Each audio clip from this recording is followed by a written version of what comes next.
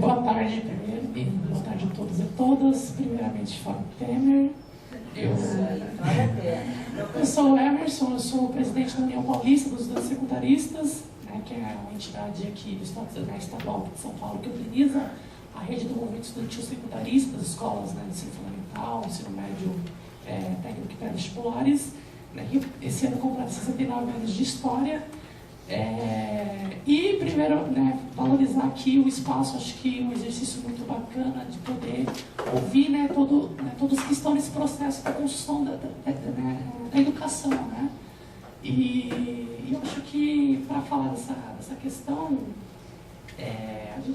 acho que tudo isso aqui está relacionado muito ao que é a escola hoje, né? E acho que a gente precisa fazer um debate do que é a escola e o que é a educação hoje, né, nos dias de hoje.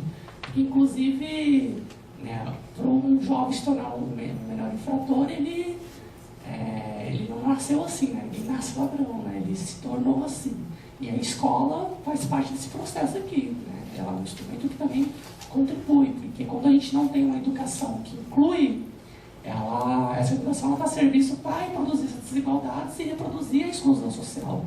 Né? Então, é importante que e quando a gente olha aqui para o estado de São Paulo, há um processo muito grande assim, né, de precarização das escolas. Né?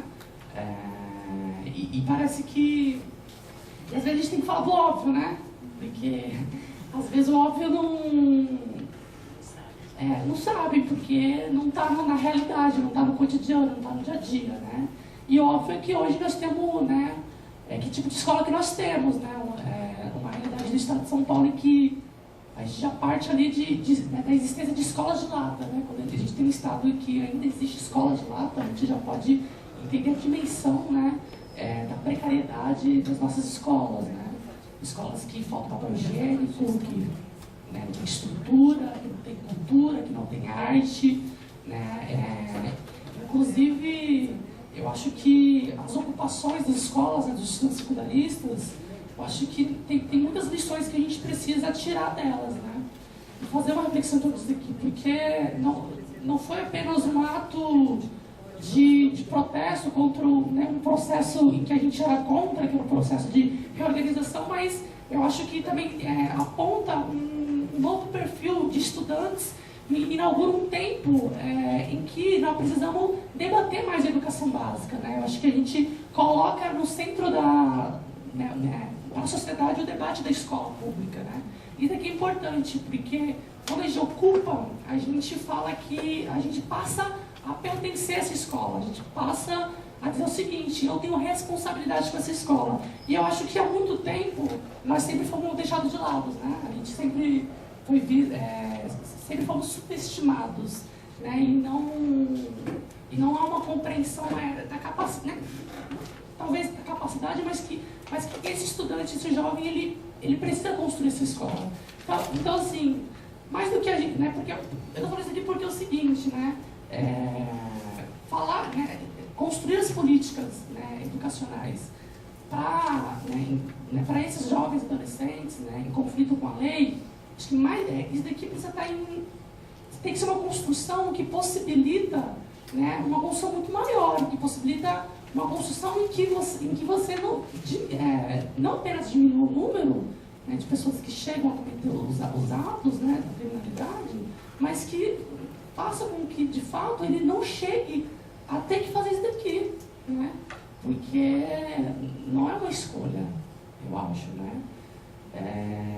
E eu acho que isso aqui tem muito a ver com essa ideia da educação e com essa ideia da escola, né?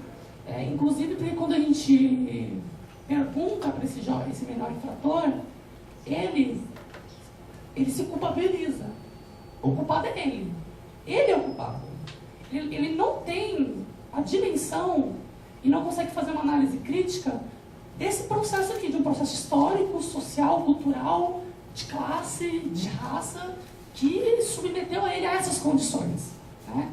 Então, talvez a questão mais crítica aqui é como que a gente faz com que as nossas escolas e com que a Fundação Casa possa fazer com que esse jovem ele possa compreender esse processo, né? Ele possa se entender né, esse processo aqui. Entender que, para ele chegar aonde ele chegou, foi violada uma série de direitos, né? Violada uma série de direitos. Foi negado uma série de direitos.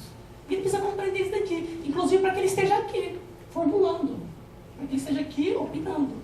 É muito importante que tenha o melhor aqui. Nós estamos falando dele. Né? E quem está falando por ele? Eu não posso falar por ele. Né? Mas eu posso falar da realidade das escolas, eu posso falar da realidade da educação, a realidade dos estudantes. E eu acho que a gente precisa compreender isso daqui, que a gente precisa, né, eu sempre falo que o ideal, porque a estrutura da escola é uma estrutura muito exclusiva, né? E o ideal seria que a gente jogasse uma bomba em todas as escolas e reconstruísse elas todas diferentes. Porque a própria arquitetura da escola cria, né, a ideia da cadeia, né? A forma que as pessoas a forma que a gente senta na sala de aula, né? Então, são pequenas coisas que parecem que não são menores, mas são essas pequenas coisas que criam toda uma simbologia, cria um raciocínio, né? Que está imposto, né? E que eu acho que às vezes a gente não questiona. Porque, para pensar que as escolas, muitas escolas, tomam como medida punitiva para os alunos, né, que conversam na hora na sala de aula, não deixa o professor falar. O que o professor fala? Vai lá para a direção assinar um livro negro. Né? Sempre de caráter racista, né, claro. Mas é isso, mas olha a medida punitiva. Assinar um livro negro, né? É a medida punitiva, certo? Você está aqui, está na aula, tem que tomar alguma ação. E a ação que a escola toma como decisão é penalizar. Né? Então, assim, e seria isso daqui o papel da educação? Eu acho que não. Né? E são detalhes que fazem toda a diferença. E que isso daqui está na estrutura da escola. Né? Então, eu acho que essa questão, primeiro, a escola ela precisa fazer com que esse jovem ele se sinta pertencente dessa escola. Né? Enquanto eles não entenderem que eu construí essa escola também, vai ser chato ir para a escola. Vai ser mais legal matar a aula, ficar lá, né, na casa dos amigos. Isso é a realidade, porque não tem nada a ver comigo. Uma escola que é desconectada com a realidade. Uma escola que não desenvolve o meu potencial, né? Porque a gente chega numa escola que já está dada as coisas. Está dada. A gente não tem opção de escolha, de poder debater essa escola. Por isso que eu, inclusive, eu acho que é central, quando a gente fala disso daqui, essa questão da gestão democrática, né? Porque é isso. A construção da gestão democrática, ela está relacionada a fazer esse adolescente a construir essa escola. Né? E é por isso que tudo que foge dessa ideia maior de educação inclusiva, de educação que abraça a pluralidade dessa juventude, entendendo as realidades, os contextos em que elas são inseridas, e desenvolve o potencial desse jovem, né? Tudo que foge daqui, a gente precisa se posicionar, a gente precisa se contra. Né? Inclusive, a reforma do ensino médio é um desastre por conta disso. Né? Ela nega esse tipo de educação. Né? Enfim, escola sem partido, todas essas bizarrices. Né? Então, é importante que a gente faça esse tipo de enfrentamento. Para nós, assim, também é importante essa questão da livre organização dos estudantes, né? Que é muito sério, né? Eu acho que quando nós temos direções de escolas ou o próprio Estado querendo conduzir um processo que precisa ser construído pelos próprios estudantes, você acaba com o direito que é do estudante se organizar de forma livre, né? E de um exercício de uma cidadania, gente, é incrível para pensar que é o seguinte: a eleição do Grêmio Estudantil o exercício de uma cidadania que a gente, de uma grandiosidade, porque a pessoa ela vai escolher, ela vai votar em cima de um projeto, de propostas. Inclusive, é por isso que a gente defende a eleição direta para diretor. Né? Porque eleger diretor não está apenas relacionado a eleger a figura ali do professor, mas eleger um projeto pedagógico que precisa ser debatido com a comunidade, né? E que os estudantes possam opinar, possam dar rumo, possam se sentir pertencentes daqui. Né? É por isso que né, as ocupações acho que simbolizam muito isso daqui, né? Qual que é essa nova escola que nós queremos? E era a escola com a cultura, com a arte, era a escola aberta à comunidade, era a escola que trazia os pais, era a escola que dava espaço para todo mundo falar, né? Se sentir representado, né? Se sentir, né, importante, se sentir respeitado, né? E aí, para eu finalizando, né, porque já deu uns 10 minutos, eu acredito que eu acho que nós vamos precisar, assim, tudo isso aqui eu acho que precisa estar acoplado a um processo de um projeto de educação, né? De um projeto de educação que não pode estar à mercê de governos. Porque enquanto a educação for direcionada pelos governos, nós nunca vamos resolver o problema da educação. Educação é política de Estado. Né? Em Plano Nacional de Educação, Plano Estadual de Educação é significativo por esse avanço aqui, dessa ideia, dessa construção aqui. E que todas as nossas construções aqui precisam estar alinhadas a este processo, que ainda que a gente teve muitos retrocessos, né? Do Plano Estadual de Educação, do Plano Nacional de Educação, mas ainda assim é um instrumento muito valioso para consolidar um projeto de educação. Um projeto de educação que pense desde a criança que entra lá na creche até a entrada dele no ensino superior. Né? Compreender a educação como um todo. E aí E para finalizar, eu queria falar muito sobre essa questão da polícia militar. Né? Eu acho que isso aqui é muito grave, porque a gente tem medo da polícia militar. Pensar que nós temos medo da polícia militar, quando na verdade não era para ter, né? Porque na teoria ela deveria garantir seguridade, né? Mas não é, nós temos medo. Então existe um negócio grave aqui que a gente precisa debater, né? Porque esse ano, os 2 primeiros meses, né, são dados aí oficiais, a Polícia Militar de São Paulo matou mais do que morreu gente. Né? E matou onde? Quem morre pela mão da Polícia Militar? Então, assim, eu acho que tem muita coisa que a gente precisa discutir. E a UPES, né, a União Paulista, se coloca aqui à disposição para construir isso aqui. Acho que é a primeira vez que eu participo, né? Acho que a primeira vez que a UPES, enquanto estudante, participa de um espaço como esse, né? Eu acho que é muito valioso e nós estamos aqui à disposição para poder construir e a gente construir cada vez mais e, de fato, consolidar essa ideia da nova escola, né? A gente fala muito da nova escola, mas essa nova escola precisa ser construída por todos, né? Então, inclusive, por esses melhores educadores que têm que estar aqui discutindo tudo. Boa tarde, eu me chamo Fabiola, estou como diretora de comunicação da UBS, União Brasileira de Estudantes Secundaristas. Primeiro, eu quero valorizar e agradecer pelo convite, porque é a primeira vez que a gente participa desse espaço também de discussão e, ao mesmo tempo, a gente percebe que muito do que a gente já tem como de acúmulo do que acontece hoje na educação, não é só a gente que tem essa percepção, porque se a gente for olhar pelos relatos que tem aqui, a educação hoje e a forma como a escola funciona é uma preocupação de boa parte das pessoas que tanto constroem a educação, mas que atendem pessoas, atendem os estudantes ou vivem com jovens que hoje vivenciam a escola.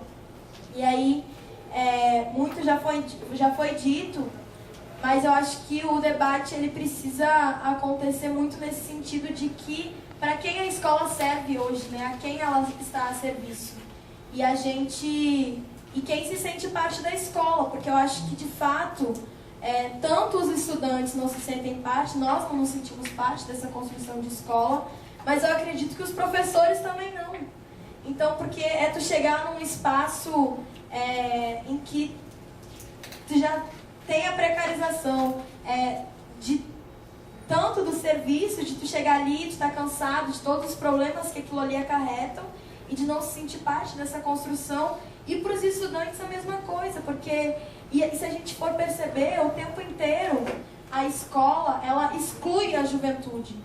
Então, se tu não for do padrão daquela caixinha fechada, tu tá sendo excluído, porque quando tu chega atrasado na escola, e aí pode chegar atrasado 30 minutos, mas se chegar atrasado 10 minutos, não entra na escola. Tu fica do lado de fora. Se na sala de aula tu não consegue acompanhar o mesmo raciocínio ou o mesmo ritmo que a professora leva ou que os outros colegas levam, tu é expulso da sala de aula. Se na hora do intervalo tu tá de mão dada ou tu beija uma pessoa do mesmo sexo que tu é expulso e é chamado os pais. Se tu coloca um levantamento, e aí é interessante porque as ocupações, e eu sei que às vezes fica meio assim, toda vez os estudantes vão falar e vão relembrar as ocupações, mas é porque quando a gente fala desse modelo de nova escola, é a gente reviver as ocupações, porque é tu abrir a escola, e aí eu acho que quando a gente está falando de jovens em conflito com a lei, é a gente também entender que a escola tem um papel a cumprir na comunidade. E um papel a cumprir, enquanto a escola não for uma escola que seja integralizada, não só em tempo integral, mas que ela seja integralizada, que ela possa ser uma escola que seja para a diversidade. E aí quando eu falo diversidade tendo consciência de todas as diversidades que nós somos. Então, as diferenças de pensamento que nós temos, enquanto a escola não for uma escola que trabalhe para o pensamento crítico e que combata as injustiças sociais, porque a escola hoje ela se omite a isso. E quando a gente se omite, a gente contribui para que o mesmo pensamento continue. Então, enquanto a escola não for nesse sentido, a gente não vai conseguir falar com a juventude que hoje está abandonando a escola, que em 2010 era 1,5 milhão de jovens entre 15 e 17 anos. Isso não é jovens que só abandonaram, mas jovens que nem estão na escola. E aí a gente falar sobre o sistema de reprovação, a gente falar, porque é isso, eu fiquei com 0,5 a menos e eu reprovei o ano inteiro. Então, assim, em que momento a gente para trazer a juventude ou para trazer os estudantes para essa discussão, porque é participar da construção do projeto político-pedagógico. Quando a gente fala de gestão democrática, quando a gente, no Grêmio Estudantil, defende que nas escolas possa ter isso, o Grêmio ter uma cadeira ali para debater o projeto político-pedagógico da escola, os estudantes poderem fazer essa discussão. E aí, depois das ocupações, é muito estranho, e na verdade não é estranho, já era esperado, mas o governo de São Paulo começar a organizar os grêmios estudantis nas escolas. E aí definir através do empenho, do desempenho do aluno na sala de aula qual é o estudante que pode ou não participar do grêmio. Então, quando a gente fala quando a gente está falando aqui do qual política pedagógica a gente quer, qual política educacional a gente quer, especialmente isso, a livre organização, a gente poder debater, a gente poder construir a escola no seu mais amplo significado que ela tem, porque aonde não tem Estado, aonde não tem política pública, o que age são outras coisas, e aí o que age isso, eu não tenho, aqui na minha comunidade eu não tenho, a minha escola é a única coisa que eu tinha, e ao mesmo tempo eu sou expulso dela o tempo inteiro, eu sou colocado pra fora, eu não presto, eu não sei estudar, eu sou vagabundo, eu sou a menina que quer ficar com todos os meninos, eu sou a vagabunda que engravidou, que não sei, e desculpe usar essas palavras, mas é porque o tempo inteiro é esse o diálogo, é essa forma que a escola se apresenta pra gente. Então, a única forma que tem é a rua. E aí eu vou abandonar, e aí eu vou faltar, e aí eu vou traficar, porque é isso, porque eu ganho dinheiro, e hoje, e aí a gente pode falar aqui da crise gigantesca que o sistema público tem sentido e como a terceirização tem trabalhado em cima disso, porque quando se apresenta um projeto de mudança do ensino médio e coloca assim, notório saber, o que a gente está falando da escola? Quem vai ser os professores que vão estar ali? E aí, e ao mesmo tempo, não, desculpa, é porque a vivência que a gente tem é essa. E eu acho que tem várias formas de olhar a escola, e depende de quem olha e depende de quem vivencia. Eu acho que o que a gente quer aqui é construir coletivamente esse sentido de educação, que possa ser uma educação inclusiva e não exclusiva. E aí, nesse sentido, a gente tem falado, quando a gente fala de permanecer, é isso. Teve uma vez, para finalizar, assim, só para conseguir, talvez, entender, nessas mudanças de tu ir numa escola, organizar grêmio, falar com as pessoas e tal, teve uma vez que eu fui numa escola que era ensino fundamental. E aí tinha um menino de 6 anos que estava na porta da escola, do lado de fora, jogando bola e tal. E eu fui conversar com ele, porque eu não podia entrar na escola, que a direção da escola não deixou. Então eu estava esperando terminar a aula para falar com as pessoas, porque tem, além disso, a gente ter proibido de entrar, né? Então, esperando terminar a aula para poder falar com os estudantes na porta da escola. E aí eu perguntei por que ele não estava na aula. E aí isso me marcou, isso faz já uns 2 anos, 3 anos mais ou menos. Mas eu nunca esqueci, porque toda vez que eu lembro do que ele falou, que ele diz assim, eu não tô porque hoje eu faltei. Eu disse, mas por que tu faltou? É porque é muito chato. Eu disse, mas tu tem 6 anos, a escola é importante, a aula é legal. Ele disse, não, mas é que a professora não quer deixar eu brincar, a professora quer que eu fique sentado. E aí eu falei assim, aí eu fiquei tentando convencer ele e tal, mas aí eu fiquei pensando, poxa vida, um menino de 6 anos, ele vai pra escola pra ficar só sentado? Tu vai querer que um menino de 6 anos se alfabetize sentado? Não tem, assim, eu não consigo. E aí eu sempre lembro disso, porque quando eu penso, por que eu estou indo fazer o Grêmio Estudantil, por que eu faço hoje o movimento estudantil, eu lembro que é para poder transformar essa escola que hoje ele tem, que possa ser de fato uma escola que inclua ele. E aí, desculpa, mas é isso. A gente pode construir essa educação de fato inclusiva e para todos e todas. Valeu.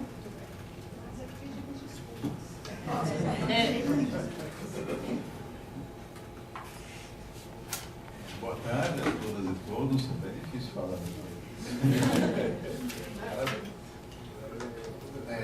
Quero começar agradecendo ao convite, mas dizendo uma coisa interessante. Né? Eu olho aqui em volta e vejo a maioria das pessoas aqui que a gente já se conhece de longa data e com certeza já conversamos sobre esse tema muito mais de 1, 2 ou 3 ou 10 vezes. Né? Aí eu fiquei pensando, puxa vida, todo mundo aqui de novo com a mesma pauta, né? E o que a gente avança com isso? Na verdade, eu acho que a gente tem 2 diferenças. Eu acho que essas 2 diferenças vale a pena ressaltar. Primeiro, a convocação pelo Ministério Público. Eu acho isso importante. Eu acho que quando o Ministério Público entra nessa discussão e convida a gente para ajudar a construir um programa de atuação nessa área da educação, eu acho que é uma iniciativa bem interessante. Quero valorizar essa iniciativa do Ministério Público e nos convidar para ajudar a construir isso. E a segunda vantagem que eu vejo aqui hoje em relação aos encontros anteriores é a presença do Everson da FABAC. De verdade, um diferencial que faz para a gente, aponta para a gente algumas coisas que a gente não pode deixar de esquecer. Me lembro aqui que na fala deles, eles insistem, e eu espero que todos nós aqui tomemos isso como uma tarefa, um desafio. Eles insistem em que a gente deve ouvir os meninos que estão em conflito com a lei e com a relação e a forma como esses meninos estão vendo a escola atualmente. Eu acho que isso é uma tarefa para todos nós. Eu espero que todos nós aqui assumamos essa responsabilidade, né? E de trabalhar isso, não trazer um menino aqui, colocar ele aqui no meio, né, expor o menino nessa situação, mas que a gente pense na criação de uma audiência exclusiva para esses jovens e adolescentes, uma metodologia exclusiva, e que a gente possa ouvi-los mais do que falar. Que essa é a ideia, é a gente ouvi-los mais do que falar. E que depois dessa audiência a gente saia com subsídios para redirecionar algumas das nossas ações, que a gente muito provavelmente está pensando que o que é melhor para eles é A, e eles podem nos dizer que é B, C ou Z. Então é muito importante, eu espero que a gente de verdade tome, e eu quero só dizer, só faria uma emenda na proposta que vocês trouxeram, que é assim, que a gente faça uma audiência, uma metodologia adequada para os jovens e que os jovens sejam o principal público dessa audiência, né? E não aqui no meio da gente, que aqui ficaria muito mais difícil. Eu valorizo, inclusive, a coragem de vocês de virem aqui e se colocarem assim. Quando a gente chegou na porta, a gente ficou meio... Não, percam o medo, porque a gente precisa de vocês, mas percam esse medo, porque é muito legal a participação de vocês. Mas, rapidamente, só para dizer aqui, em nome da Prefeitura de São Paulo, o que a gente acha que é hoje prioridade para o programa de atuação do Ministério Público, do GEDUC. Entendo, como muitos já disseram, que a fase de garantir o acesso à escola já está superada. Por mais que a gente tenha dificuldades, a gente vai continuar tendo, por duas razões principalmente. A grande capilaridade, a Carol falou disso, né? A grande capilaridade das redes, nós estamos falando de milhares de escolas e, portanto, vários milhares de profissionais, alguns com melhor entendimento e outros nem tanto. Então, para trabalhar a implantação de uma nova cultura, de uma nova normativa, numa rede, ou nas duas redes, né, municipal e estadual, desse tamanho, é claro que vai demorar um certo tempo e um grande empenho de todos nós para sensibilizar e para ajudar esses profissionais todos a entenderem o que é o direito e a melhor forma de cumprir. Então, a gente tem que todo mundo investir nisso. O grupo que elaborou o documento orientador está com esse desafio. A gente já tem até algumas ações preparadas para isso. A gente aposta muito no encontro entre esses profissionais que atuam no meio aberto, e os professores, coordenadores e diretores de unidades escolares. É exemplo do que aconteceu com o Polipo, que a colega lá da Direita Polipo relatou, que foi um encontro muito legal, estive lá presente num dos dias, pelo menos, muito legal. O ambiente, o clima, a aproximação entre as pessoas favorece muito a intersetorialidade, a aproximação das políticas. A gente teve isso também na Zona Norte, né? Mas a gente quer fazer isso de forma contínua e permanente também com a rede estadual. Estamos pensando agora em trabalhar com a rede estadual. E é isso que eu acho que vai ajudando a lei a sair do papel, como a Neuza disse, já tem bastante lei. Agora o que a gente precisa é mudar a prática das pessoas. E a prática das pessoas vai mudando à medida em que a gente vai exigindo pela lei. A lei é um instrumento de exigibilidade. A gente tem que lançar mão desse instrumento sempre que necessário, né? Até porque a gente não pode ficar, Valdir, esperando 6 meses uma vaga, não dá, é inadmissível. Então aí a gente tem que bater na porta da escola e dizer, opa, tem um documento orientador, tem uma lei que garante, assinada inclusive pelo seu secretário, que garante a vaga desse menino, e se for necessário a gente vai buscar outras vias para fazer valer esse direito. Mas, além do instrumento de exigibilidade, a gente tem que também trabalhar na linha da sensibilização, da aproximação, da colaboração com esses profissionais que estão do outro lado, que estão dentro das escolas, porque a gente sabe que eles também passam muitas dificuldades. Não é fácil, não está fácil, cada vez mais difícil ser professor em escola pública na cidade e no estado de São Paulo. Então, é importante que a gente se aproxime para que a gente possa efetivamente colaborar, né? Se a gente tiver a intenção de colaborar, a gente vai conseguir aos poucos mudando essa cultura. E o professor, o diretor, o coordenador pedagógico que está do outro lado, ele se sentindo ajudado e não apenas pressionado ou cobrado, ele pode mudar de atitude, né? Em alguns casos a gente aposta que isso vai acontecer. Esse é o investimento que a gente tem feito pelo documento, o grupo que está trabalhando no documento orientador. Mas a gente considera, eu pessoalmente considero a fase de discussão sobre a garantia de acesso à escola superada, tá? Claro, vamos ter que trabalhar isso para que todos os profissionais de todas as redes, inclusive os profissionais que atuam no meio aberto, que muitas vezes ainda não entenderam como é que devem agir para exigir esse direito. A gente vai trabalhando isso para que esses procedimentos e fluxos sejam claros e respeitados por todas as partes. Porém, a gente está num momento difícil agora, que o grupo todo está debruçado sobre a questão da permanência. O direito à permanência é um pouco mais difícil de garantir do que o acesso. Né? E o direito à permanência, ele reside principalmente em duas grandes vertentes. Eu sempre digo isso, que para mim tem duas grandes linhas de atuação. Uma é a eliminação, a redução, a minimização do preconceito que esses meninos vão enfrentar quando eles chegarem nas escolas. Então tem a questão do sigilo, eu não sei como, né, mas muitas vezes é verdade, os profissionais acabam descobrindo. Tem a questão de estar no sistema, muitas vezes, é uma coisa que o grupo que discute lá o documento orientador se debate muitas vezes para tentar encontrar formas de a gente garantir a entrada desses meninos, mas garantir também o sigilo em relação ao sigilo legal. Nós estamos falando de sigilo legal, sigilo garantido por lei sobre a situação jurídica desse menino, né, oficial, aliás, medida que está cumprindo. Tem a questão da sensibilização, da aproximação, da discussão com esses profissionais de educação sobre o perfil desse adolescente, as melhores formas de lidar com isso. Né? Tem a necessidade da gente trabalhar uma boa acolhida inicial para esse menino, para ele perceber que ele é querido e que ele é bem-vindo naquela escola, isso faz muita diferença. A gente tem que pensar em várias ações desse tipo. Agora, o principal, e aí eu quero colocar isso como por parte da SMARTS, os dois focos de atuação, e em relação a essa questão do preconceito, da integração do menino, a gente espera, né, e tem contado sempre com o apoio, inclusive, do judiciário. A juíza corregedora, sempre que ocorre alguma situação de discriminação, de dificuldade de obtenção de matrícula, de permanência em alguma escola, a juíza corregedora sempre nos ajudou e sempre chamou a escola, e ali na mesa da corregedora as coisas muitas vezes são resolvidas. A gente não gosta de chegar a esse ponto, mas infelizmente em algumas situações a gente tem que recorrer ao judiciário.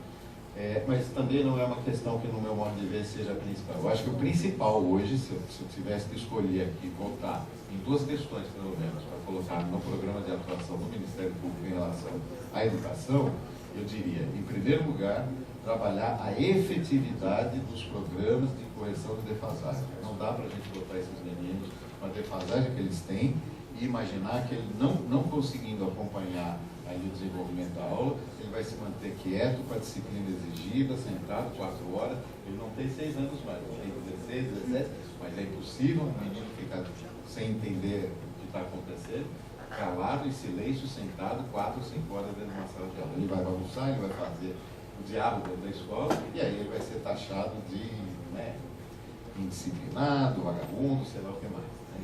E aí vai os rótulos e as várias razões, motivos que as escolas apontam para tirar da lei.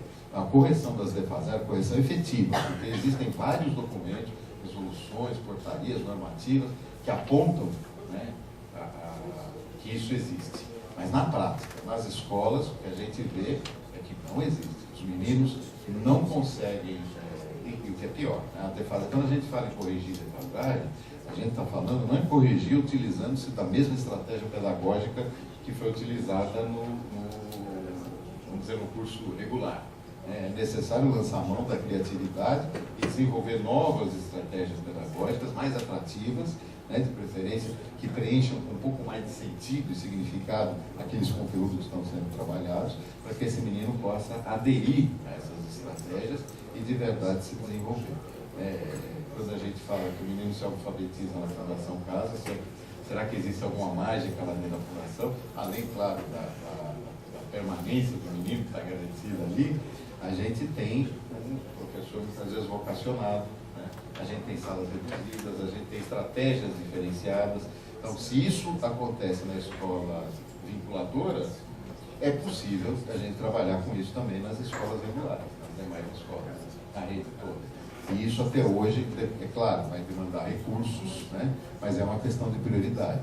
As secretarias de educação têm que olhar para isso com prioridade, porque senão a gente tem evasão. E aí, a lei aponta, não é só o menino de medida que está saindo da escola, né? Tem um monte de outros. Essa é uma parcela, os meninos estão em conflito com a lei que se evadem das escolas hoje, é uma parcela que, se a gente for comparar no todo, a gente poderia dizer até que é insignificante, porque é tão pequeno esse número em relação ao número de evasão, que a gente vai, quando a gente olha para isso, a gente percebe que o tamanho do problema da educação é muito maior do que o que a gente tem visto. Então, eu acho que a prioridade é hoje garantir a efetividade dos programas de recuperação de defasagem, para que esses meninos possam permanecer.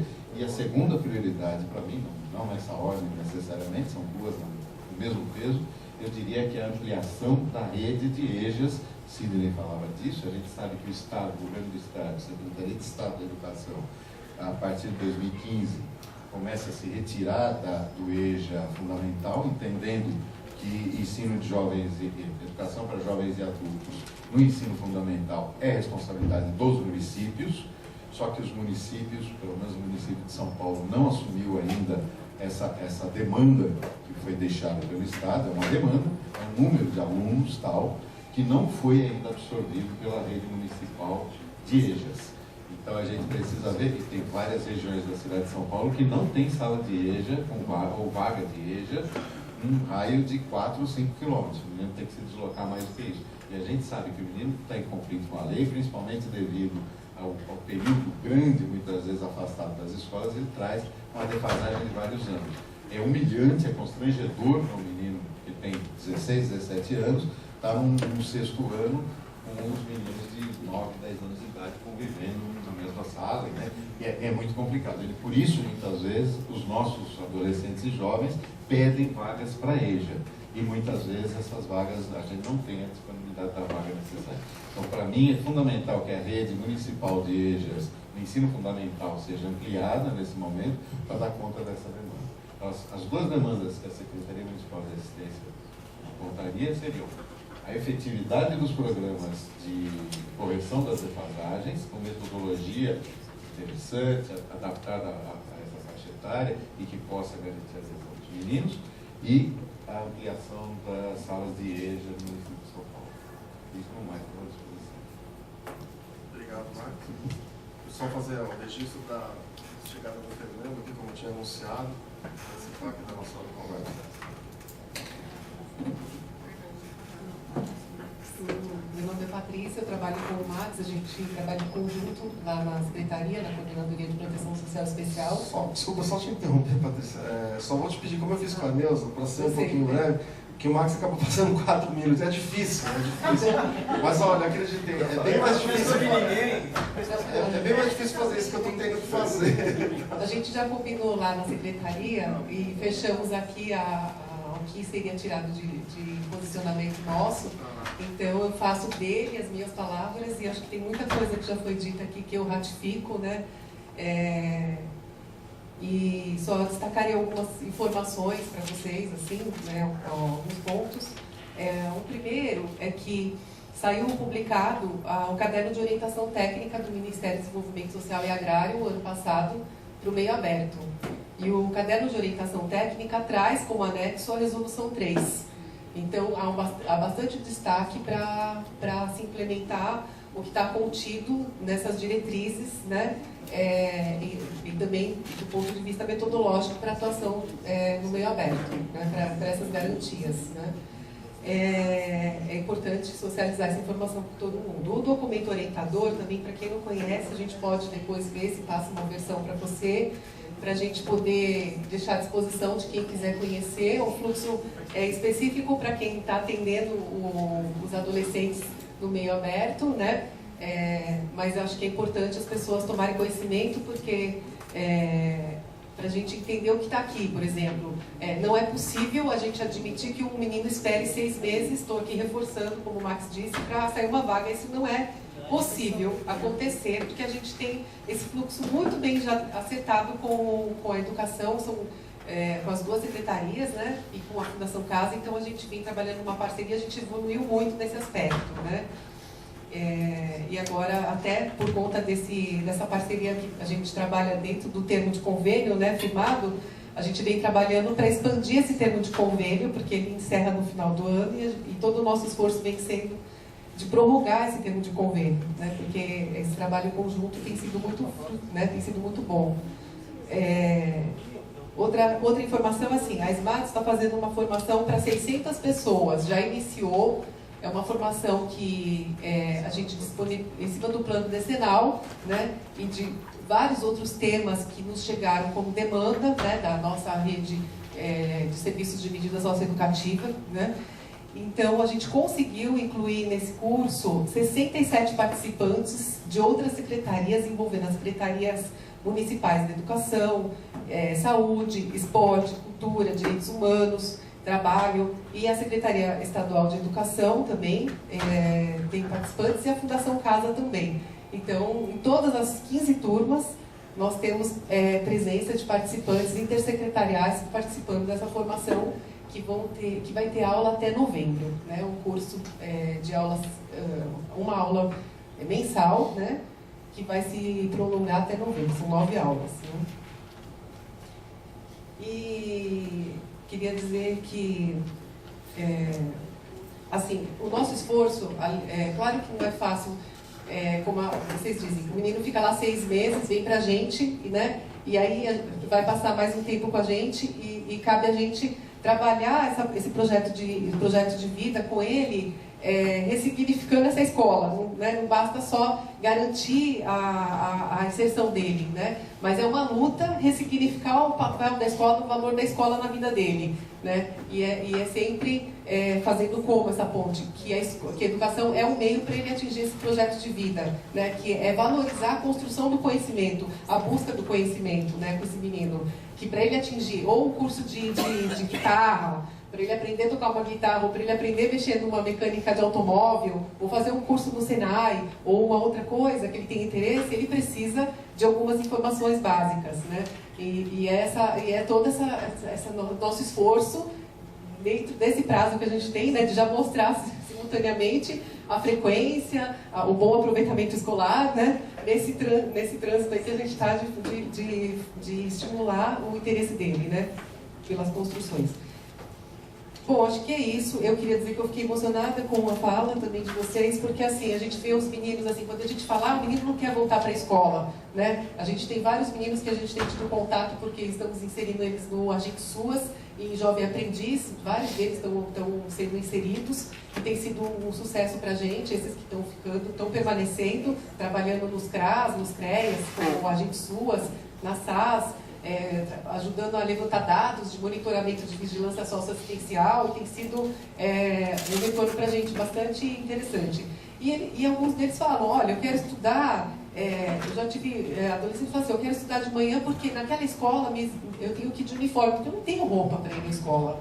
Entendeu? E eu vou me diferenciar porque eu não tenho a roupa bacana que os meus colegas estão indo para a escola. Então, é uma série de situações que a gente tem que o técnico acaba tendo contato, que você tem que saber, mas por que essa resistência, né, ocorre, né? Eu estudei há 30 anos atrás e eu era estudante secundarista, minha irmã era do ensino fundamental e ela foi retirada da escola porque não estava com a calça que a diretora queria, com a cor da calça. Eu tive que intervir nessa situação, numa escola estadual. Né? Então, isso há 30 anos atrás, eu já era expulso porque não tinha uma roupa adequada para ir para a escola. Não estou dizendo que isso é o cenário geral, né? Mas para a gente pensar que tem várias questõezinhas que permeiam aí para ele não ficar. Né? Bom, é isso. Estamos à disposição para dialogar. Então, boa tarde a todos e a todas. Eu sou Gabriela, sou professora da PUC São Paulo. Então, venho de outro lugar, né, que é o lugar da universidade, para compartilhar com vocês alguns saberes, algumas leituras, a partir de pesquisas, de estudos. Né? Então, não é da execução, não é da prática que eu vou aqui me colocar, mas vou, enfim, me encontrar com vocês nesse importante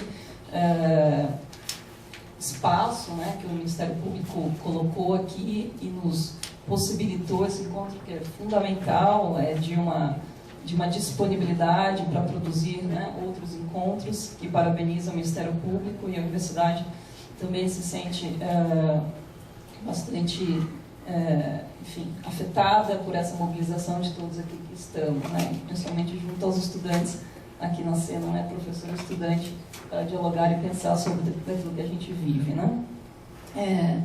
Então, pensando, acho que eu trouxe aqui uma fala, não é fala da execução, não que eu não tenha estado em um momento da minha vida como prática profissional do lugar da execução, da medida socioeducativa na semi-liberdade, mas pensando do lugar da universidade, eu vim um pouco... muito nos interessa hoje, e a proposição é dialogar sobre o sujeito adolescente em conflito com a lei, pensando as questões das políticas públicas, né, as políticas educacionais, e tem muito nos interessado ao campo da pesquisa a política pública do NAAPA, que está aqui presente. Então, um pouco vou fazer uma análise, depois fazer uma fala específica, tanto via a Faculdade de Educação da USP, que eu faço pós-doutorado lá, e teve uma circulação, quanto hoje um encontro que a gente mantém junto ao NAAPA, por meio de supervisão de estágio, produção de conhecimento, né? Então, como uma saída possível aí, então apostando na política pública aqui como um belo caso emblemático para a gente nos servir de possibilidades, não é? De outras leituras possíveis. Então, a primeira questão que eu acho que todo mundo foi trazendo, vou somando aqui, é de que sujeito que estamos falando, né? Vou cuidar da minha fala, não vou fazer de modo algum ser na sala de aula, do tempo, mas estamos falando do sujeito, que sujeito é esse, né? Sujeito adolescente em conflito com a lei, né?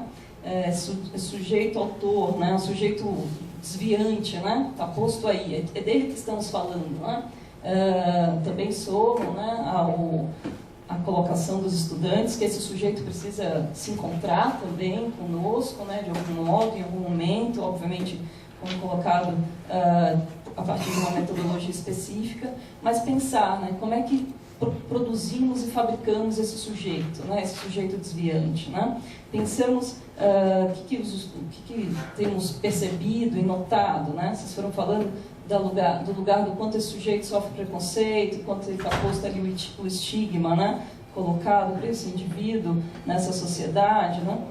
Então está posto aqui esse sujeito altamente reconhecido como sujeito. Por que ele está na cena, as práticas excludentes do cotidiano escolar, né? Está posto a ele a partir da percepção, né, e da objetivação desse sujeito como um sujeito altamente perigoso a partir de uma perspectiva de que ele é um risco-perigo para a nossa sociedade, ele é um risco-perigo para os seus pares na escola, ele é um risco-perigo para os seus professores, né? E assim ele vai sofrendo e vai ficando no fora da escola. Do início ao fim a gente falou da dimensão do fora da escola, né? Ele é um sujeito do fora, né? Não é à toa que as estatísticas que a Fundação Casa nos apresenta e que facilmente todo mundo tem essa dimensão e essa compreensão, quem está próximo a esse campo, sabe o quanto eles estão nesse lugar do fora da escola, né? E ao mesmo tempo nos convoca, né, mesmo estando fora da escola, nos convoca intensamente e nos mobiliza para pensar saídas possíveis, porque eles tensionam, eles não são muitos, né?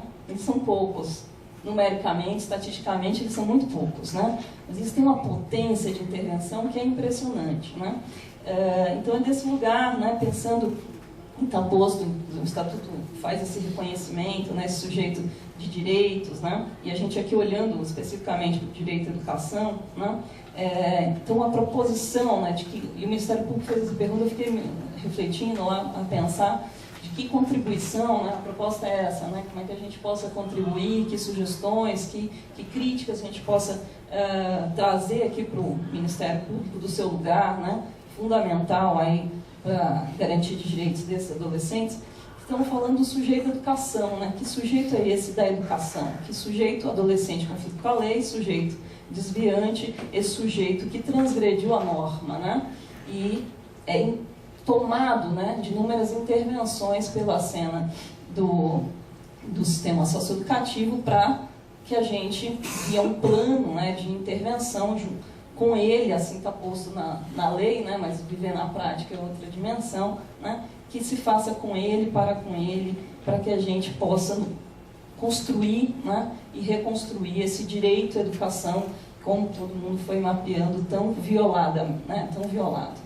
E aí um pouco fui pensando, enquanto na cena da educação, o que acontece que está posto, né, na relação com esse adolescente estigmatizado, esse adolescente desviante, né, esse adolescente indesejável do âmbito escolar, né, do cotidiano escolar, que ele, como é que a escola, né, e aí os estudantes foram dizendo que escola que temos, né, que escola que vivemos, né, é na relação com o estudante, aí para além de qualquer educando, né, seja o educando com esse histórico do sujeito indisciplinado, desviante, seja o educando totalmente obediente, disciplinado, né, subjugado, assujeitado ali nas relações escolares, está posto uma relação que eu acho que um pouco que o grupo foi colocando aqui, do campo da assistência, de que ao encontro, no ato educativo com eles, está sempre uma atividade educativa que é a priori a formação, né? A experiência formativa, né? E aí está um enrosco, né? Porque se você não tem, você não acessa o sujeito da educação, né? Você acessa ali todo uma priori de uma atividade educativa sustentada no sujeito da educação, tomado pelo projeto educacional, que é um projeto que se pensa que a gente vá ensinar aptidões, conteúdo, desempenho, né? Está se ocupando disso, e não de fato de que sujeito é esse, que sujeito específico é esse, né? Então, partindo desse lugar, né, dessa compreensão, olhar que caminhos possíveis, né? E tem muito... que políticas nós temos vivido, né? Então, por exemplo, se a gente pegar da política, pensar na intervenção frente às ações violentas dos adolescentes no cotidiano escolar, já pensamos e temos hoje, né, no campo do presente, políticas que, em nome da proteção escolar, né, fazem intervenções de controle daqueles corpos, de vigilância daqueles corpos, sem qualquer aproximação do sujeito, né? Sem qualquer problematização de que sujeito é esse que nós produzimos e fabricamos, né? E aí, sujeito, obviamente, aí o direito à educação não está no campo do direito, está no campo, né, disso, né? O judiciário, ele tem o dever a, né? E não ele está posto na sua relação desejante ali na cena educativa, né? E aí eu vou um pouco já olhando anunciando, né, de que lugar, pensando na APA, né, que essa política pública tão potente, né, que vem se propor exatamente isso que está se colocando, né, na APA, né, Núcleo de Apoio e Acompanhamento da Aprendizagem, para a Aprendizagem, né, é disso que se fala, né, e é de um modo inventivo que as equipes, e que se investiu o orçamento, né, que está posto isso, é uma aposta, uma aposta política, uma aposta ética, uma aposta técnica, né, de investir em grupos com vários saberes, né, então tem lá fonoaudiólogo, psicólogo, assistente social, psicopedagogo, enfim, todas as dimensões que cruzam a cena educativa, né, que vão se aliar às unidades educacionais, reconhecendo a sua legitimidade. Saberes, né, que não se sobrepõem, mas se complementam. Se aliam, né? São alianças, eles se enlaçam com as unidades educacionais, se aproximando de cada história de vida que a escola enuncia, né?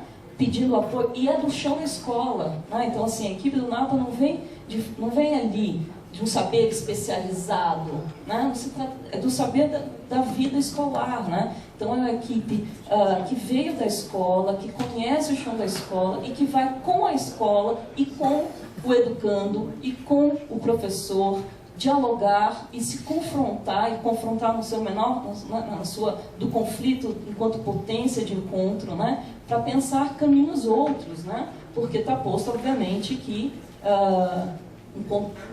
uma conduta, né, um cotidiano, qual o adolescente atua de modo violento na relação, não vamos suportar, né, não estamos de acordo, né? E nós vamos nos corresponsabilizar com ele, e nós vamos pensar do que se trata, que direitos estão postos que foram violados e que redes o campo da educação vai ter que se articular para construir, mesmo sabendo as redes de proteção que nós temos, né? Com inúmeras questões, com inúmeras ausências e faltas, né? Mas, interessante, em 2015, 2006, né, quando eu estive mais perto dos professores, andando pelo município inteiro de São Paulo, e ouvindo os professores, nós fazíamos um mapa, né, das unidades educacionais e convocávamos os professores para eles nos contarem onde que a escola dele, que contexto ele pertencia. Os professores não conhecem a sua rede, eles não conhecem fora da escola. Eles não sabem que equipamentos que eles podem contar. Eles não conhecem a política de assistência. Eles não conhecem a política de saúde, né? Eles nunca ouviram falar o que é um CREAS. Eles nunca ouviram falar. É disso que se trata, né? Então está posto aqui, né? Que é aqui eu estou pegando o caso na APA, vou pegar como um dispositivo de análise, para que a gente possa tensionar e entender que está posto isso, né? Avançamos. O acesso está garantido, né? Na maioria das vezes, né? Claro, com seus enroscos e, claro, nos casos mais limites, que são os adolescentes em conflito com a lei, isso é óbvio. Porém, no campo de pensar a qualificação do que ofertamos, né, para de fato nos compromissar com o que desejamos ofertar, que tenhamos que intervir, que aí foram chamando, e aí eu somo dizendo que é o campo da formação, né, mas é o campo da formação interventiva, né, não da formação distanciada, enquanto apropriação normativa, legislativa de algo, a partir daquilo que vivo ali, né, inclusive potencializando os saberes das unidades educacionais, né?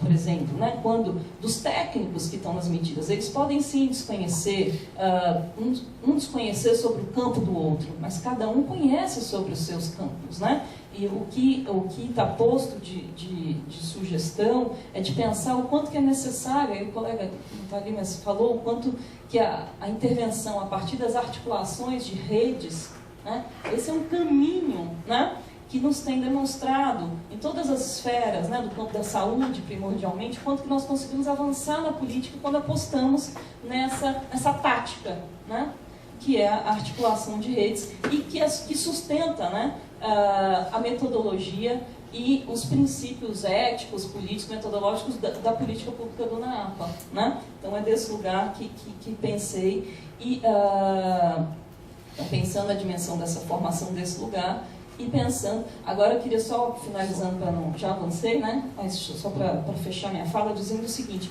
que a mim é muito interessante, né?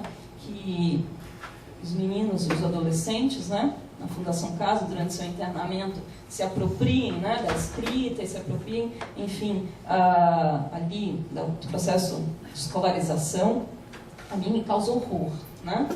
Horror, porque em nome da proteção, né, aí ofertamos ali o direito mínimo, né, ao sujeito. E aí eu acho que é um risco muito grande, aí eu quero só demarcar isso, que muitas vezes, muitas políticas vão sendo desenvolvidas em nome da proteção, com serviços altamente especializados e vão produzindo novos, né, com outras roupagens, os mesmos efeitos, né, daquilo que todos aqui fomos narrando, né? Então, acho que essa é uma questão para a gente ter como referência, que é uma armadilha, né? A armadilha do discurso da especialização, o qual na APA vem confrontar esse discurso, né? O qual na APA que foi lá se ater no caso, as crianças e os adolescentes, né, que estão em situações limites, né, de vulnerabilidade social, e que vão se ater com eles, mas não dessa dimensão das classificações, da categorização, dimensionando especialidades, né? Então, isso eu acho que é algo que a gente precisa ter cuidado, que não da proteção e da prevenção, cometemos novas violências com novas roupagens, mas do mesmo efeito. Acho que é isso que eu tinha para compartilhar. Boa tarde a todas e a todos, meu nome é Daniel, eu sou defensor público, atualmente eu estou lá no Brás, fazendo defesa de adolescentes que cumprem medida socioeducativa. Então, rapidinho agradecer o convite do Ministério Público, falar o quão importante que é ver o Ministério Público se abrindo e tentando, enfim, se apropriar das pautas dos movimentos sociais, das pessoas e etc. Vou tentar falar bem rapidinho aqui. Primeiro ponto que eu acho fundamental para servir de paradigma de atuação do GEDUC e do Ministério Público em geral, é ter uma noção ampla dessa questão do adolescente envolvido com a lei. Então, pensar nessa questão como uma relação. Então, pensar não só na ação do adolescente, mas também na reação social. Então, entender que existe, claro, existe o adolescente e o ato que ele cometeu ou não cometeu, e todas as questões que envolveram o porquê cometeu aquele ato, mas também que existe uma série de razões que levaram o Estado a reprimir aquele adolescente determinado, que levaram o Estado a, enfim, processar e criminalizar aquela conduta e a colocar aquele adolescente eventualmente na Fundação Casa. Então, dentro dessa admissão do adolescente em conflito com a lei, dentro da educação, né, o adolescente em conflito com a lei, também entender o quanto que não é a lei que está em conflito com aquele adolescente.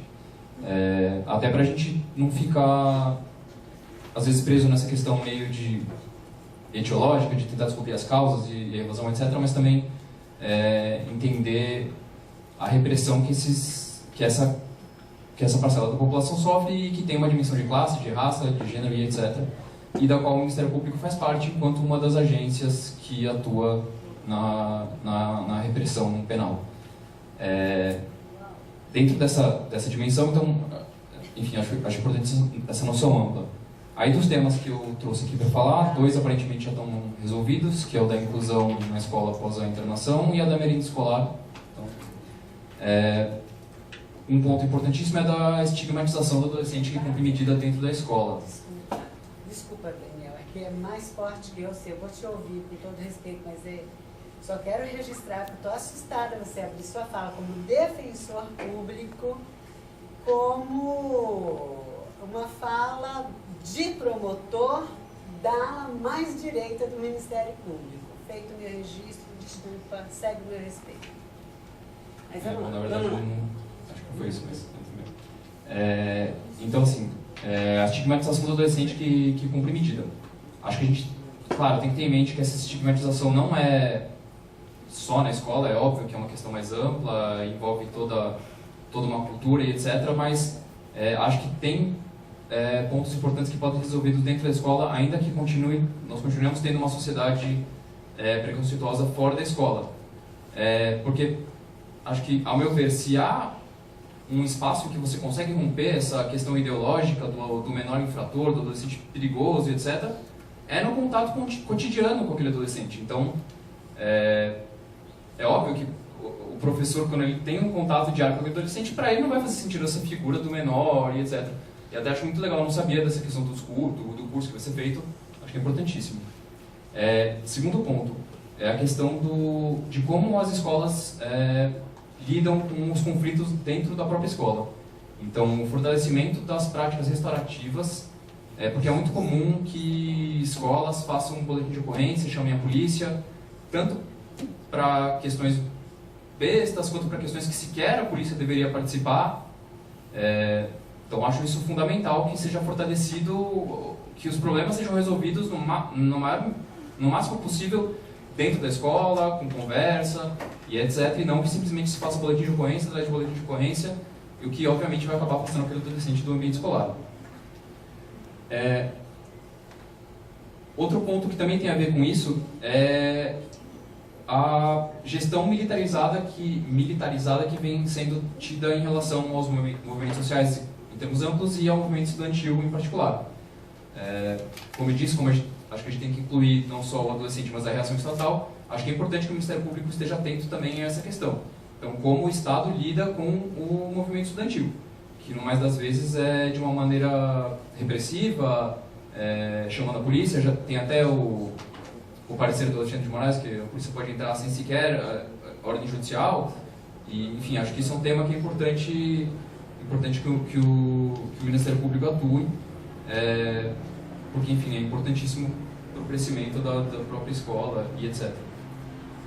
E, por fim, acho que é muito importante, tendo em vista que o Ministério Público é tão importante e tem espaço, é ouvido na mídia em geral, na mídia de massa, e tem um alcance muito grande, que seja sempre pontuada uma questão política e ideológica muito importante, que a educação do adolescente esteja em conflito com a lei ou não, é na escola.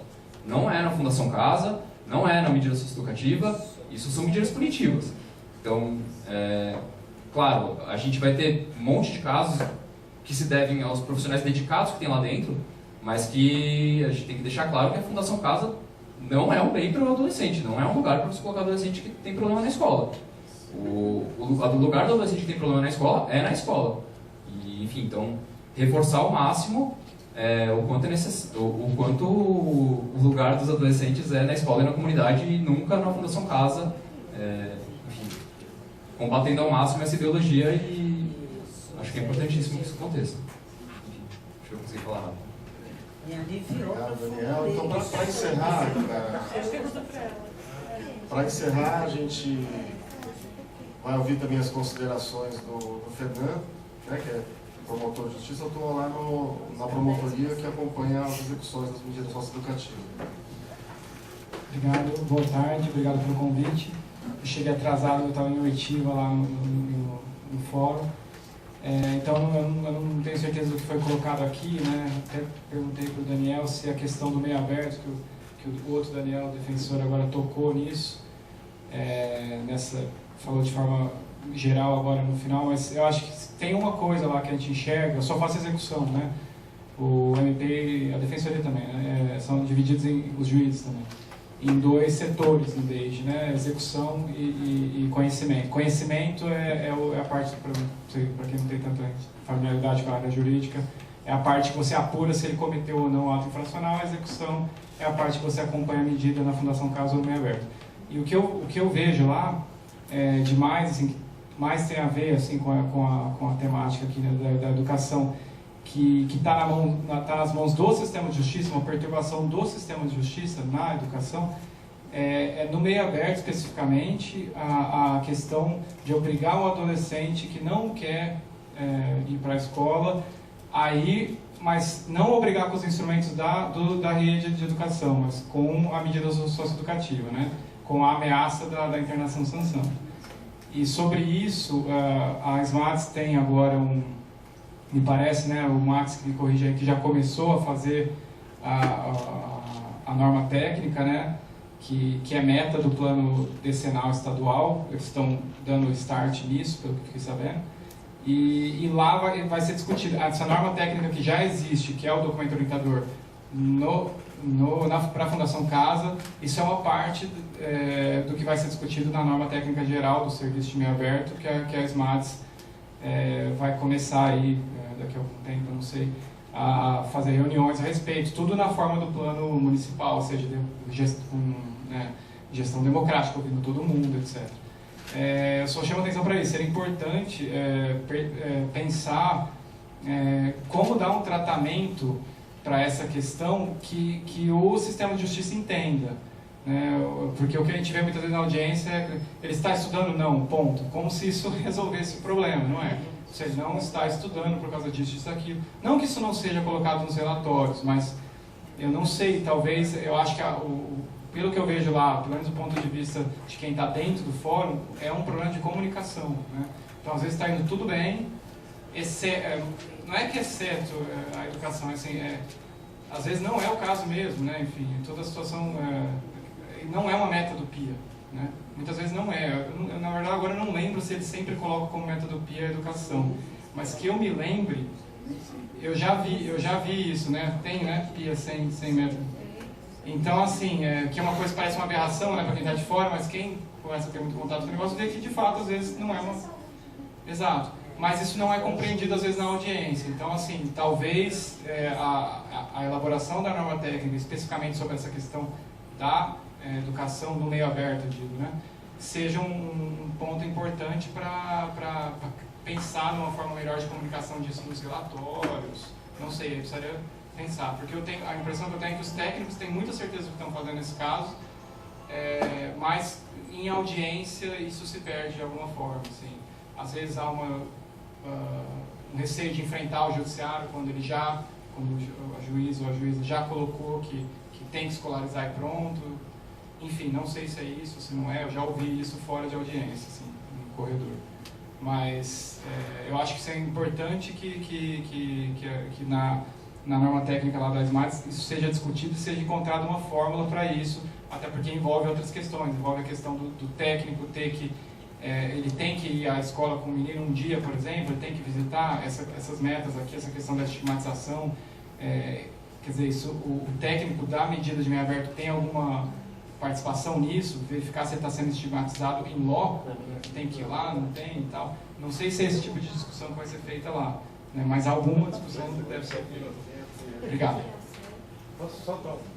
A gente vai começar essa fase agora, vai ser possível. Então, se alguém quiser, já tem um candidato aqui à fala. Foi longo, né? Realmente, mas é importante, realmente. Todas as... Então, eu vou passar aqui. Eu só queria fazer uma consideração sobre o formato da reunião, sobre algumas questões que foram colocadas para esclarecer. A ideia mesmo desse encontro, com tantas pessoas, são mais ou menos 30 pessoas, representativas de segmentos que participam diretamente desse tema, tem, de fato, o objetivo primeiro de colher subsídios para a elaboração do programa de atuação do Ministério Público.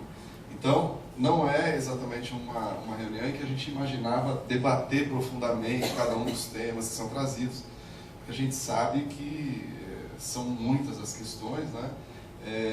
E a gente optou mesmo por essa metodologia de dar 10 minutos para cada pessoa, para cada entidade, e nos forçar e forçar os outros que fiquem 3 horas e 50 ouvindo, né? Porque eu acho que é um exercício também que a gente está precisando fazer na sociedade brasileira, que é conseguir ouvir os outros. Então, tem sido muito rico.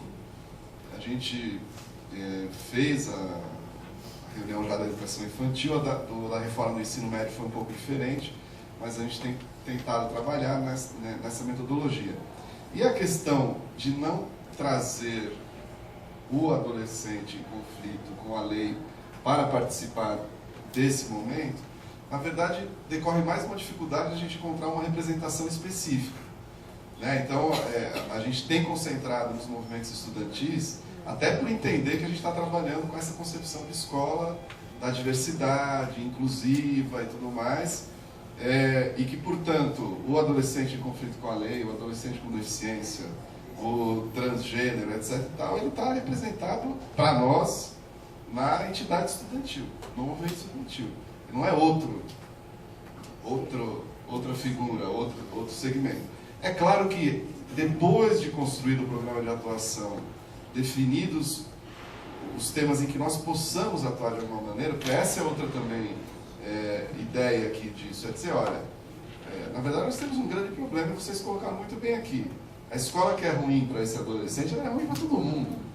Nós estamos falando de uma nova escola, de uma outra escola. Agora, o Ministério Público tem como atuar em uma parcela disso, né?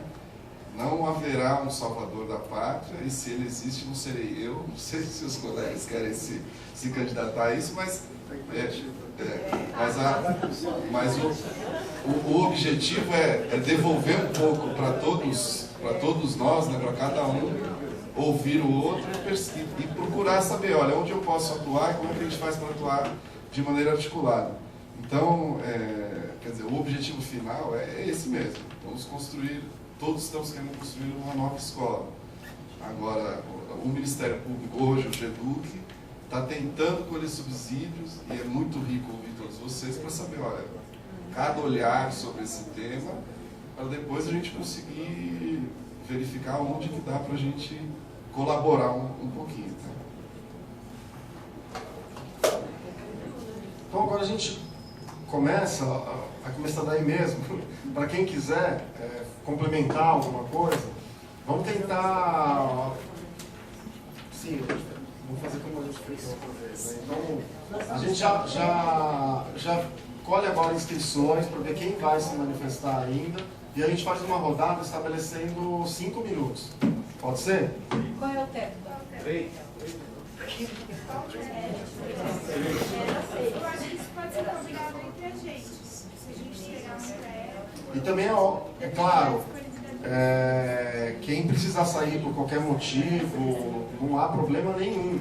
A reunião está se estendendo um pouco mais do que a gente previu. É uma coisa que sempre pode acontecer, né? Então não há nenhum problema se a gente tiver que se retirar. Mas não. Olha, eu não vou polemizar, tá certo? Só vou, nesse momento eu estou me sentindo assim, só ouvi falar mal da escola. Para quem ama a escola e viveu a vida inteira por ela, com ela, eu saio daqui decepcionada comigo. Eu passei uma vida inteira e, de repente, a escola é isso que os meninos falam. Então, gente, é o seguinte, eu trabalho na secretaria há 55 anos. É na hora de parar, né? Acontece que nós temos hoje mais de 5 mil escolas, mais de 3.700 alunos. E da forma como cada qual colocou aqui, dá a impressão que nós todos estamos num fracasso total. E não é. Nós convivemos diuturnamente com a escola, com seus diretores, com seus supervisores. Eu não estou falando de secretário de governo, não estou falando de nada. Estou falando de funcionários da educação que vivem pela educação. Que a cada 4 anos, 5 anos, muda aí o povo todo. Nós não, nós estamos lá. Estou dizendo que eu estou há 55 anos. Então, gente, existem escolas maravilhosas, diretores maravilhosos, diretores avançados, e nós também ainda não atingimos a todos. Como o próprio Brasil não atingiu a todos. Então, quando eu ouvi de todo, eu fui marcando, foram raros aqueles que não colocaram a palavra escola. Claro, a educação, ela é o fato mais importante do ser humano. O ser humano nasce inacabado, e é através da escola que ele se torna ser humano, gente, e gente de todo perfil. Então, eu quero retomar uma questão. A educação ampla, que é tratada na Constituição e na LDB, ela não é só da instituição escola. Lá está bem claro, para levar o aluno ao pleno desenvolvimento, para se tornar um cidadão e poder atuar na sociedade, participar, criando, trabalhando, tendo a sua história de vida, tem a participação. Poder público, sim, que somos nós da escola. Da família e da sociedade. Em momento algum aqui, alguém falou de família. E nós que estamos na escola há tantos anos e há tanto tempo, sabemos, e nós, você falou da sua 30 anos na escola, lembro dizer quando eu saí dela, né? Gente, a família mudou. Mudou por quê? Porque o mundo mudou. Mas só que esse mundo que mudou não conseguiu tirar as mazelas que o nosso Milton, né? Que o Milton colocou. Essas mazelas ainda nós permanecemos. E nós na escola recebemos todos os matizes, que é dos professores, dos funcionários e dos diretores.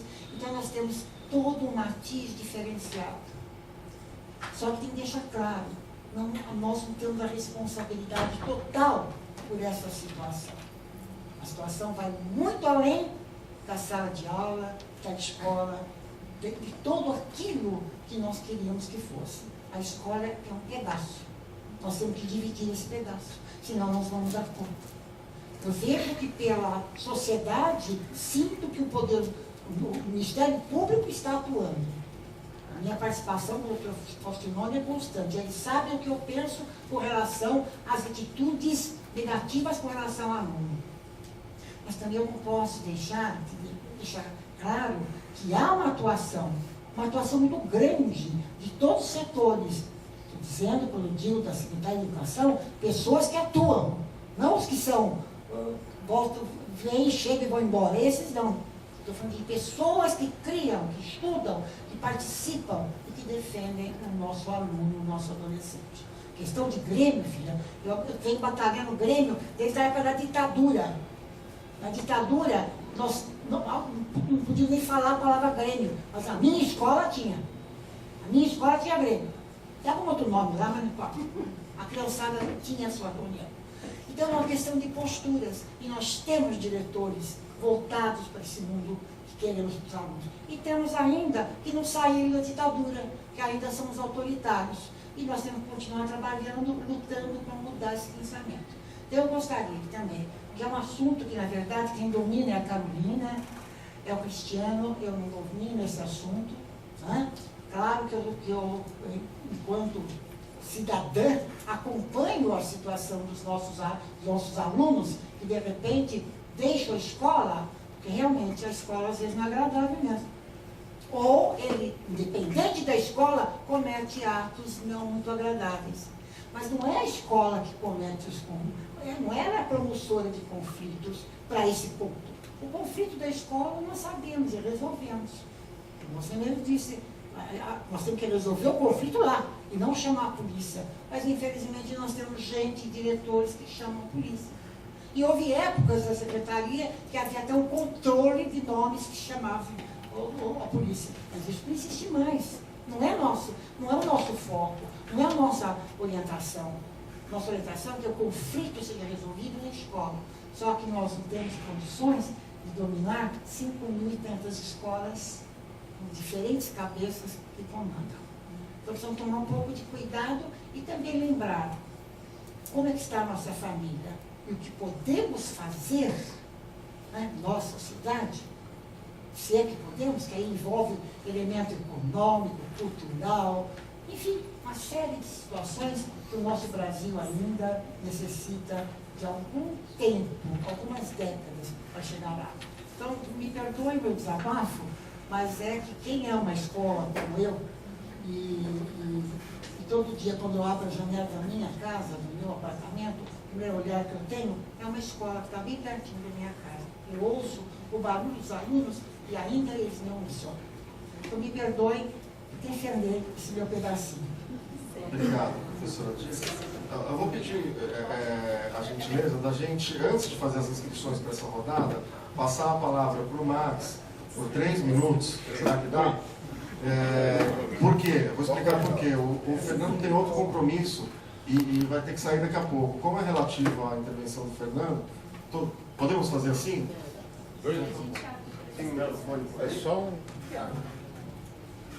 É só aproveitando a intervenção que o Fernando fez, só um convite já até, inclusive. Né? A gente está lançando, acho que, se puder, amanhã sai, né, Patrícia? Ou amanhã, no comecinho da semana, saem os ofícios convidando, na verdade, as organizações a compor o grupo de trabalho que vai desenhar norma técnica para os serviços de medidas socioeducativas de meio aberto. Só para conhecimento, nossa proposta é formarmos um grupo de trabalho e produzir a normatização desse serviço num coletivo, né, de forma compartilhada, a exemplo do que foi feito no plano decenal e no documento orientador. Estamos chamando o Ministério Público, estamos chamando a Defensoria Pública, estamos chamando o Poder Judiciário, DEIGE, estamos chamando a Fundação Casa, representação da Fundação Casa, até nessa lógica de aproximar mais o meio aberto e meio fechado. Estamos chamando a Secretaria de Estado de Educação? Não, norma técnica não. Gerentes, representação dos gerentes de serviços, representação dos CREAS, representação dos técnicos que atuam hoje no atendimento direto a esses adolescentes, mais COMAS e CNDCA. Esse conjunto de organizações e representações vai compor um grupo de trabalho. Espero que a gente comece a trabalhar já em junho para desenhar a norma técnica e, entre outras coisas, o direito à educação vai ser discutido nessa normatização. É só o recado que eu queria dar. Deixa eu fazer uma pergunta. Tá fazendo. Só uma só.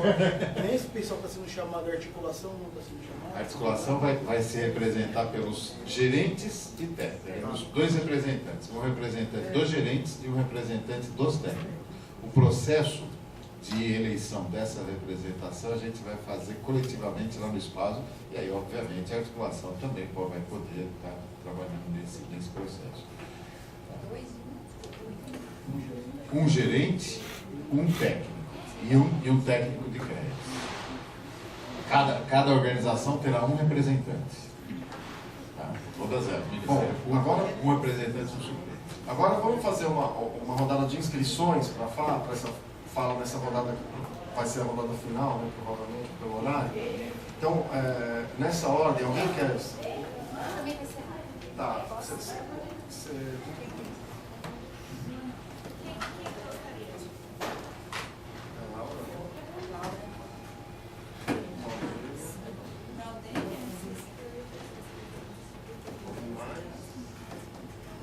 Desse lado aqui.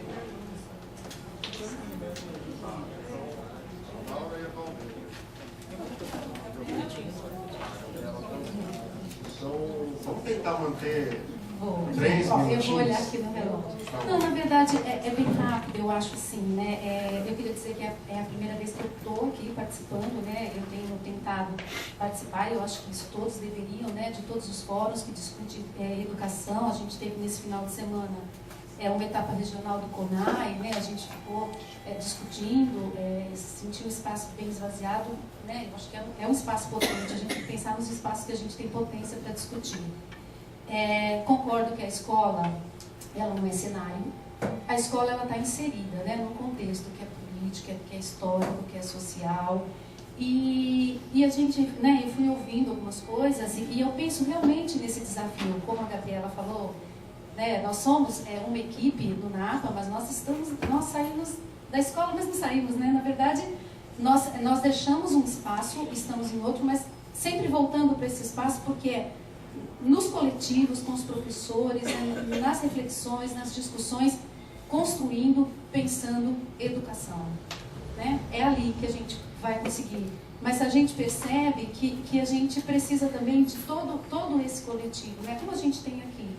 Porque, assim, a gente, pensando, eu ouvi muito, né, a questão do projeto político-pedagógico, de currículo, realmente é um desafio, é um grande desafio, né? Pensar num projeto político-pedagógico, numa unidade educacional, e, assim, não tem currículo para a criança, para o jovem que está cumprindo medida socioeducativa, não tem currículo para criança com deficiência, não tem currículo para as crianças que trazem questões de saúde mental, é o currículo, né? O que a gente precisa construir são estratégias e são recursos para que todos acessem esse currículo, né? Porque a escola ainda concordo que sim, a gente aprende em todos os espaços, né? Todos os espaços educativos, mas a escola ainda é esse espaço, né? Sistematizado, organizado, de acesso ao conhecimento historicamente construído. Mas ele também é um espaço de construção de conhecimento. E a gente está tentando, né? E a gente só vai conseguir assim, né? Porque, assim, Hermes ou Fabiola, muitas vezes a gente não faz diferente porque a gente não sabe. Tá bom? A gente está construindo, né? E vocês vão dizer pra gente, né? O que não tá bom, porque a gente precisa pensar todo mundo junto. Então, é isso que eu queria deixar, sabe? Que, assim, não é fácil, é um desafio, né? Dentro desse contexto, né? Dentro dessa realidade, com toda a complexidade que a gente tem nessa diversidade, pensar realmente na construção desse projeto político-pedagógico, porque, assim, a escola é o espaço coletivo, não é? A gente não vai pensar nesse individualmente, a gente vai pensar experiências, a gente vai pensar propostas, a gente vai pensar práticas no coletivo que beneficiem individualmente a cada um. Mas é coletivo, não é um por um, porque um por um a gente não vai conseguir mesmo. Né? Acho que é isso.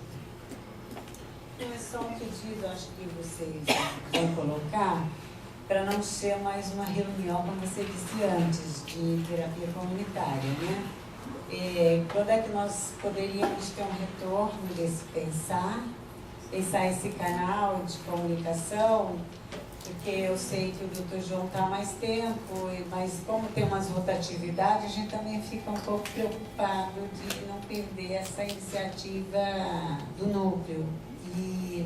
E também só dar mais uma sugestão, como o núcleo pode nos ajudar a trabalhar um pouco mais com a promotoria que estão nas regiões. Né? Como é que a gente faz essa interface? Eu só queria, na verdade, também, junto acompanhando a Dirce, né? Não é à toa que estamos aqui, acho que pelo campo da educação, né, e pensando jamais a escola como, enfim, um estabelecimento analisador daquilo que a gente está dialogando aqui, né, por isso tanto que a gente foi anunciando escola, né, que ele dispara algumas análises, algumas reflexões.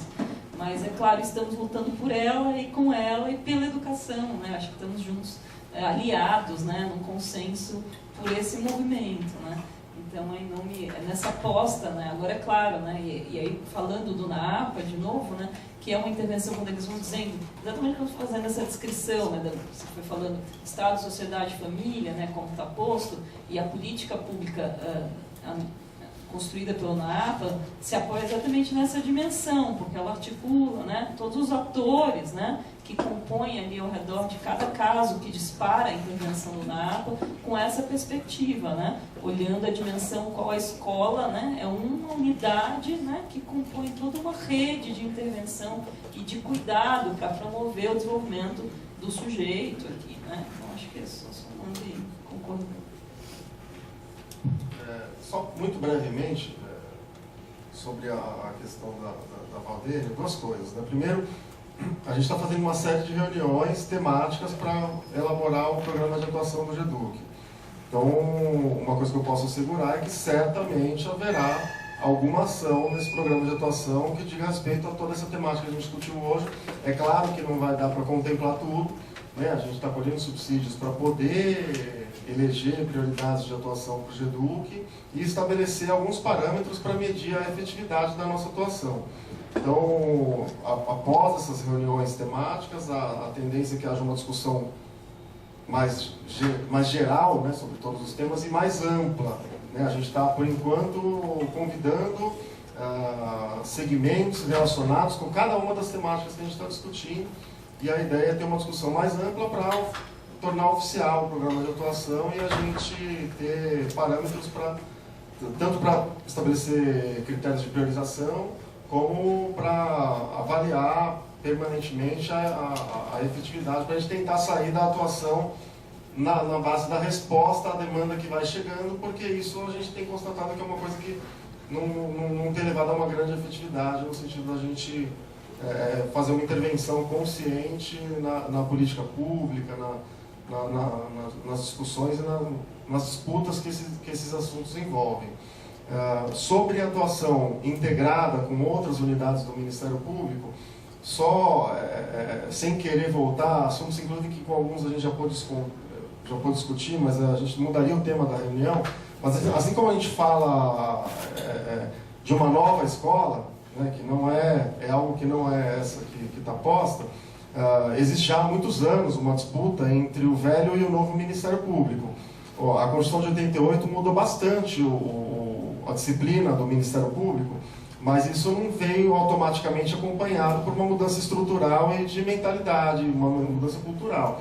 E isso é um processo, a gente está nesse processo. Essa reunião aqui faz parte desse processo, porque a ideia do Ministério Público que atua pautado por um programa de atuação, por projetos baseados em um programa de atuação, que por sua vez se baseia no Plano Geral de Atuação do Ministério Público, esse tipo de atuação, com uma elaboração horizontal, colaborativa, com isso a gente está afirmando o novo Ministério Público, o Ministério Público da Constituição de 88. Essa afirmação do novo Ministério Público, ela esbarra em inúmeros obstáculos. Inclusive a gente teve uma conversa bem interessante com o Max no ano passado sobre esses obstáculos, e o Max estava um pouco cético sobre a nossa ideia de tentar construir um programa de atuação, né? E realmente é muito difícil, não é uma coisa fácil. A gente esbarra, por exemplo, num conceito não atualizado do que é a independência funcional do promotor de justiça. Então, não é tão fácil a gente chamar, nós temos 2.000, mais ou menos, membros do Ministério Público, agentes políticos em atuação, e é quase como se fossem 2.000 Ministérios Públicos se a gente levar as últimas consequências o conceito antigo e ainda presente na cultura institucional do que seja a independência funcional. Então, a gente depende muito da intenção de que uma determinada visão de como lidar com certos problemas ser compartilhada. É por isso que a gente consegue trabalhar de uma maneira bastante afinada com o Fernando.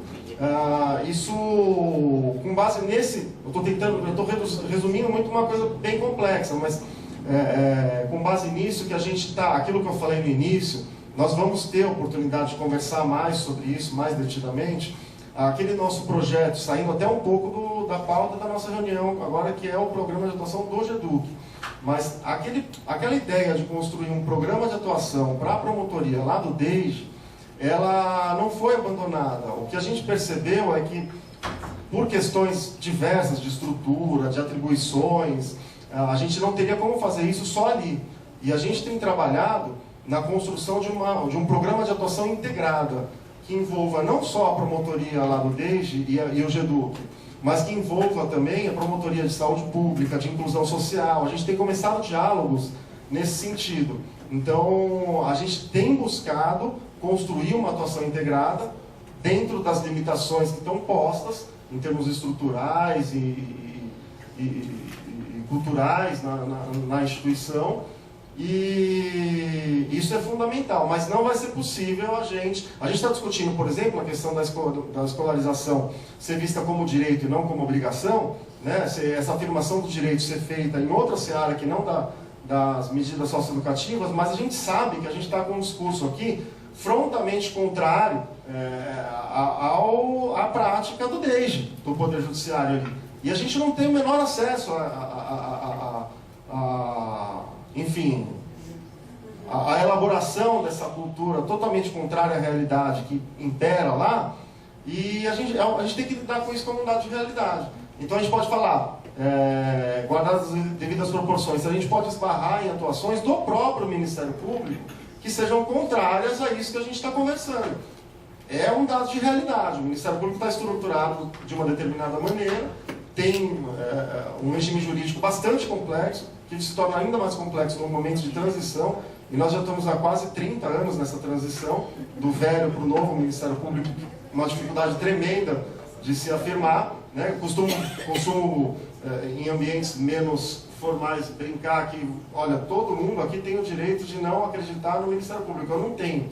Eu estou condenado a tentar fazer o novo Ministério Público, colaborar para que eles ser mais um dentro de uma minoria que vem tentando nacionalmente transformar o Ministério Público num Ministério Público que atue por programa, por projeto, com compromisso com o resultado concreto da atuação, com compromisso com a compreensão adequada das complexidades que os problemas sociais envolvem, e isso só se dá com planejamento democrático, enfim. A gente tem que levar adiante, até porque não só por uma questão de opção pessoal. É assim que nós vemos a nossa obrigação. É assim que nós interpretamos o que a Constituição e as leis mandam que a gente faça. Né? Então, mas realmente essa relação nem sempre vai ser fácil, nem dentro nem fora, com outras instituições do sistema de justiça. Felizmente, nós temos, dentro do sistema de justiça, tivemos ali no Brasil, e temos tido ainda uma identidade de perspectiva muito grande com os defensores. A defensoria ali no Brás, sem a nossa cooperação, nossa atuação em conjunto, seria absolutamente impossível qualquer coisa, né? Mas nem sempre não vai ser o nome da instituição que vai dizer se a gente vai estar afinado ou não, né? Então, não sei se deu para responder. A gente está com um problema seríssimo de tempo. Eu indagaria se alguém mais quer fazer alguma observação. Só complementar, e nada obstante essa construção desse programa de atuação, que ainda vai levar algum tempo, né? Nós temos reuniões até meados de junho, depois até sistematizar tudo isso, a gente está fazendo um projeto com o carro andando. Então, assim, os inquéritos estão lá, tem inquérito civil sobre a questão do acesso e permanência dos adolescentes na escola. Então, se tiver alguma questão mais específica sobre qualquer tema do direito à educação nessa perspectiva difusa, é só entrar em contato com a gente por e-mail, telefone, qualquer forma de contato. E agradecer muito a disponibilidade de vocês, a presença. Acho que vamos ter que contar com alguns para as outras, né, que serão convidados para as outras também, e ficamos à disposição. Muito obrigado.